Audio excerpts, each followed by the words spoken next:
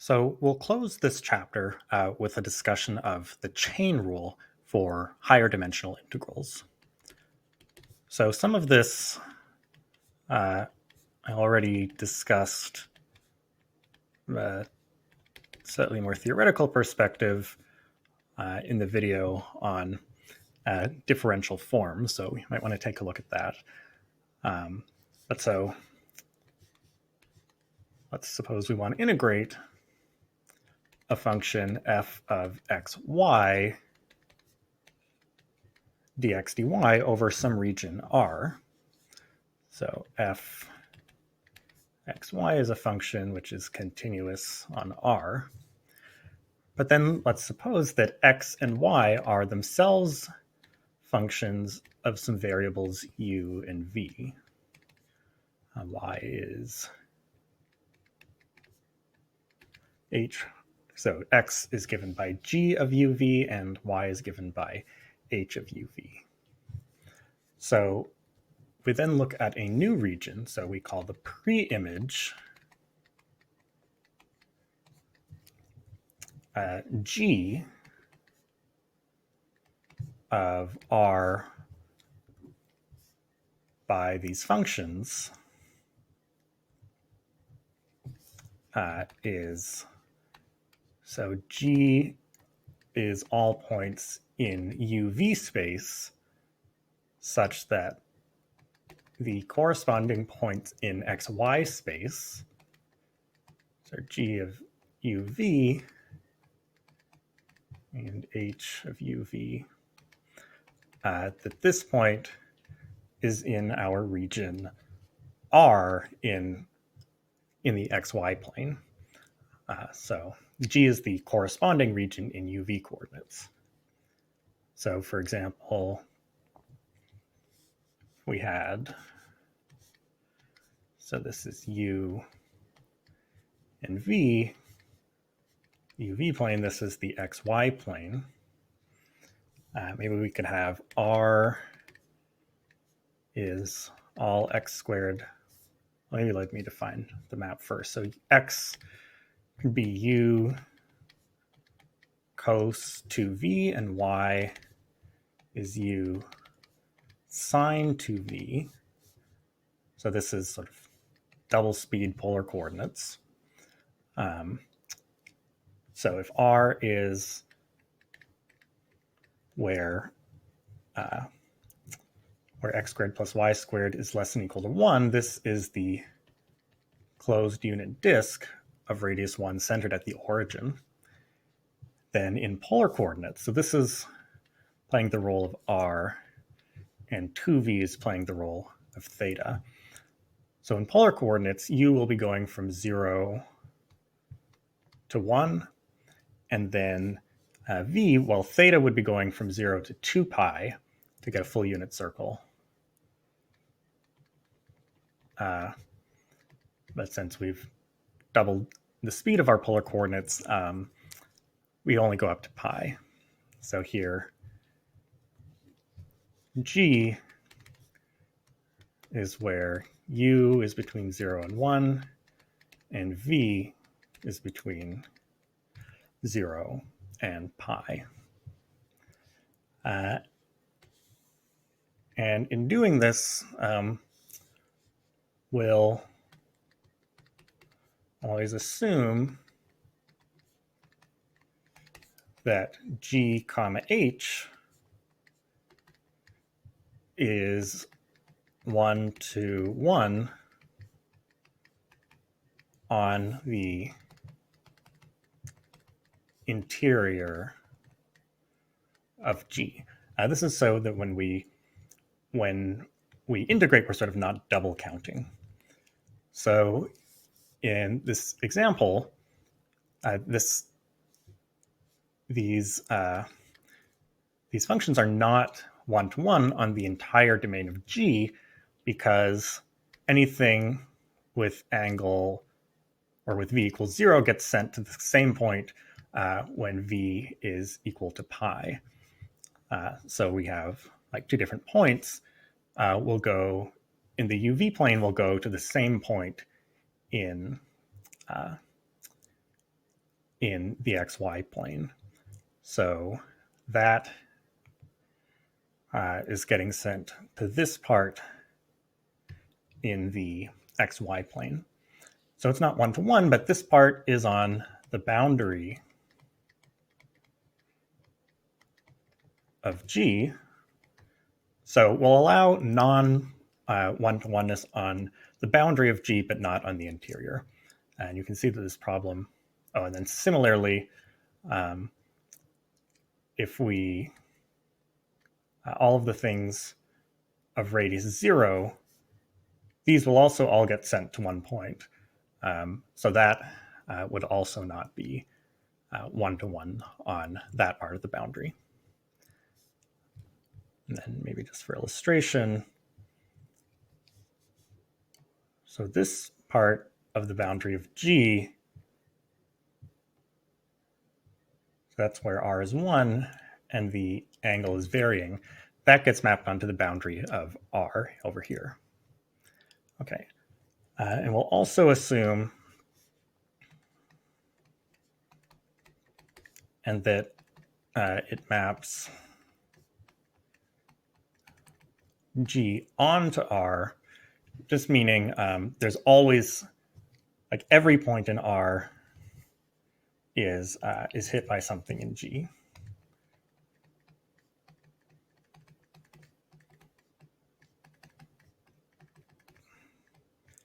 And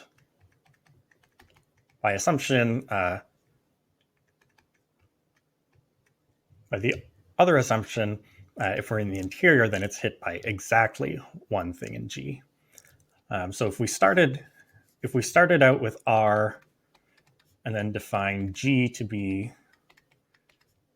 GH negative 1 of R, then we would need this condition. But if we started out with G and then defined R to be the image of G, then this would be automatic. Okay. So end of example, going back to the theory. So in this setup, x is a function of u and v, y is a function of u and v.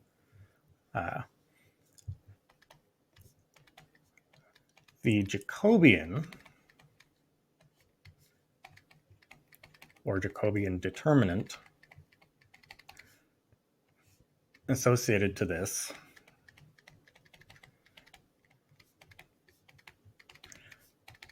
is, we'll write it as J uv. This is the determinant of the matrix of partials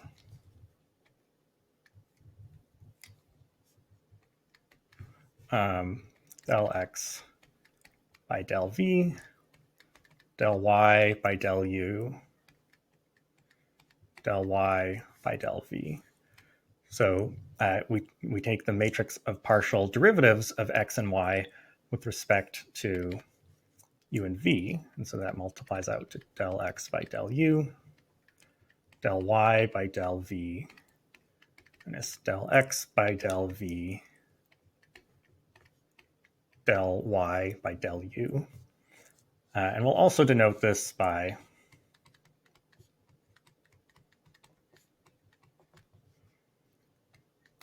del of x, y by del of uv. Beware, so in the video on differential forms, I wrote down this matrix, but I had these two entries swapped. So for the purposes of calculating the determinant, I guess those will give you the same way, the same answer. But really, I should have written this. This order is sort of really what you should write down. I was sort of getting confused between the rules of dx dy equals negative y dx and the rules for determinants. I sort of double counted them. Anyway, so I'll do some examples, and we've already seen some examples of this, I guess. But so the general form of the chain rule is as follows. So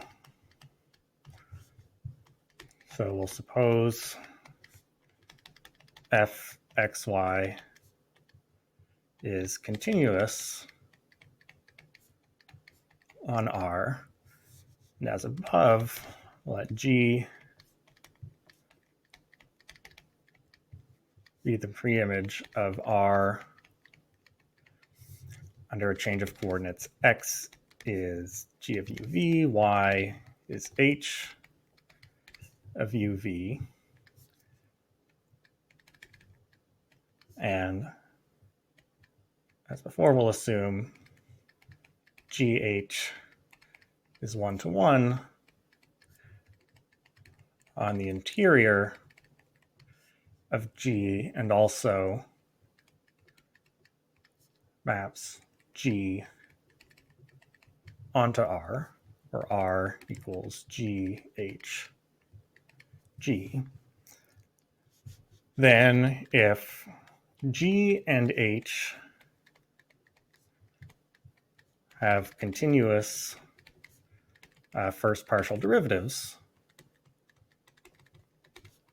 so in other words, if the Jacobian matrix consists of continuous functions, so continuous throughout G,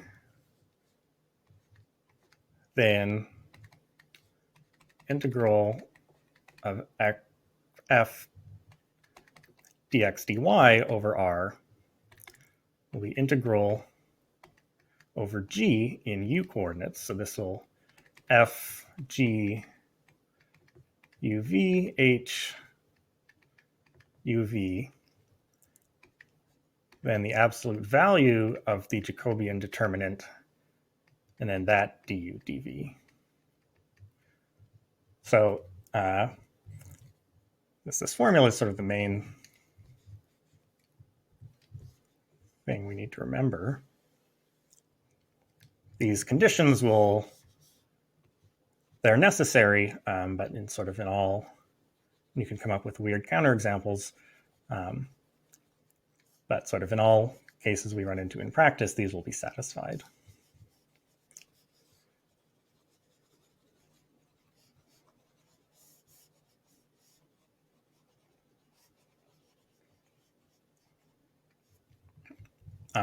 So a couple of comments. Let's see.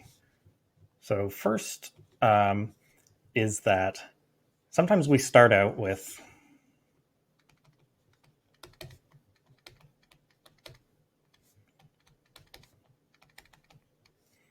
one or the other.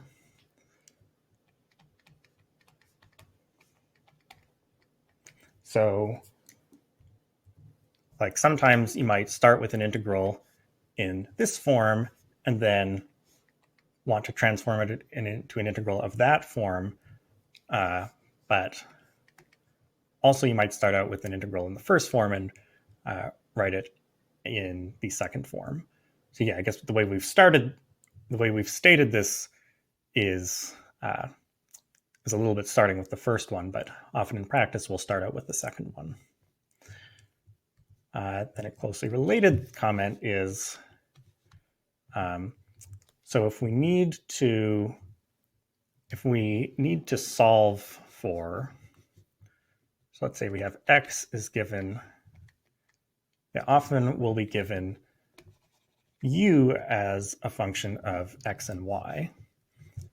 So if we need to find del x by del u, del y by del u, so I want to put a determinant around here. We want to find del x by del u, del y by del u, del x by del v, del y by del v. It might be tricky to find, like if we're given u in terms of x instead of vice versa, we might have to solve for x in terms of u and v. But we can instead look at the other, so the matrix of partials in the other direction. So del u over del x, del u over del y, del u over, or del v, sorry, over del x, del v over del y. And then the first one will be, the determinant of the first one will be the inverse of the determinant of the second guy. And that's basically because the chain rule says that the product of those two would be the determinant of del x by del x, del x by del y by del x, del y by del y, which is 1. Okay, so if you probably will want to solve for, you might want to solve for x in terms of u and v anyway, but for the Jacobian determinant, you don't necessarily have to. Then, okay, the final thing that might, at least I remember being very confused by this when I first learned this.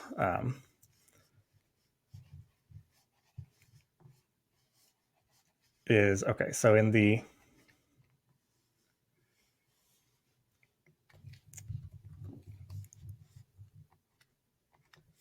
so we really are taking an absolute value here. So we're using like the JUV, these bars for a determinant, but we are then in fact taking the absolute value of this. And this might look strange because in the one-dimensional chain rule is just integral a to b of fx dx is integral fgu g prime of u du from g inverse a to g inverse b. And we don't have an absolute value sign in that formula. So why is the two-dimensional or higher dimensional substitution rule different? Well, so we also said a little bit about this in the video on differential form. So the reason is that these are actually different kinds of integrals. So in one-dimensional calculus, we were working with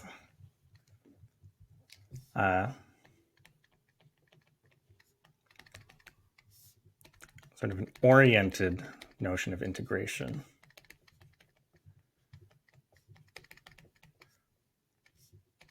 So we didn't just integrate f of x over an interval AB. We integrated f of x from a to b. And then, so if a is less than b, this is fine. But what about integrating b to a? So this is like a to b, then this guy is sort of integrating like this, but this other one, second one, is sort of integrating like this. And so in one-dimensional calculus, we defined the second guy to be the negative of the first guy. whereas this expression integrating over AB wouldn't distinguish a direction. So in two-variable calculus, we haven't discussed orientation really, and we're not going to, but that's what I was sort of saying in the differential forms lecture.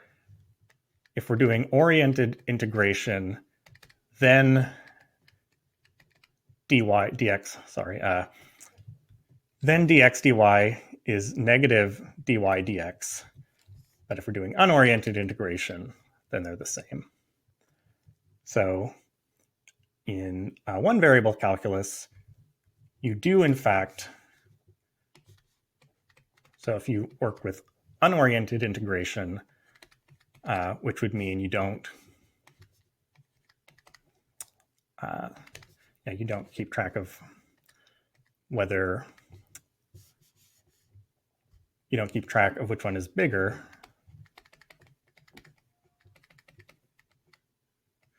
Then you do indeed have this formula with an absolute value sign around G prime. Because if G prime of U is greater than 0, then G is increasing. And so G of A would be less than equal to G of B. So in the, G negative 1 of A less than equal to G negative 1 of B. So this is what you would get in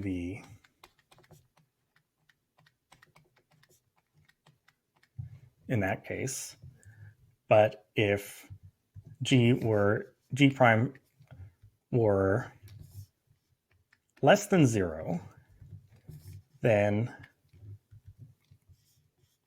this this would be greater than equal here.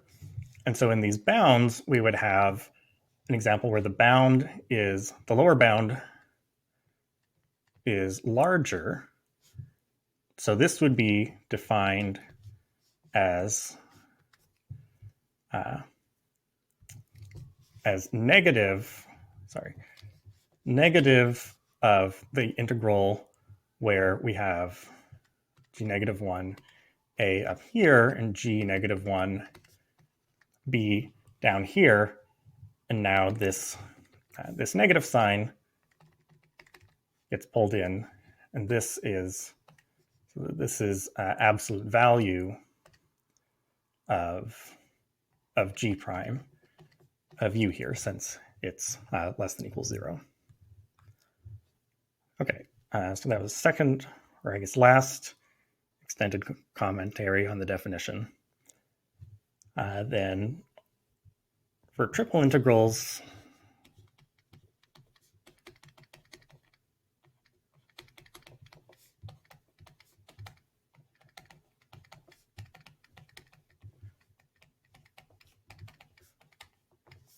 is the same. So now our Jacobian determinant is a 3x3 determinant, del x by del u, del y by del u, del z by del u, del x by del v, del y by del v, del z by del v, and del x by del w, del y, del w, del z, del w. Again, also sometimes denoted del x, y, z by del u, v, w. And then the integration substitution rule is the integral over d f x, y, z dv is integral g. So, let's make this r. So same notation as before. f of, so if u is g, actually let's just write, f of u v w, absolute value of this Jacobian determinant, and then that du dv dw.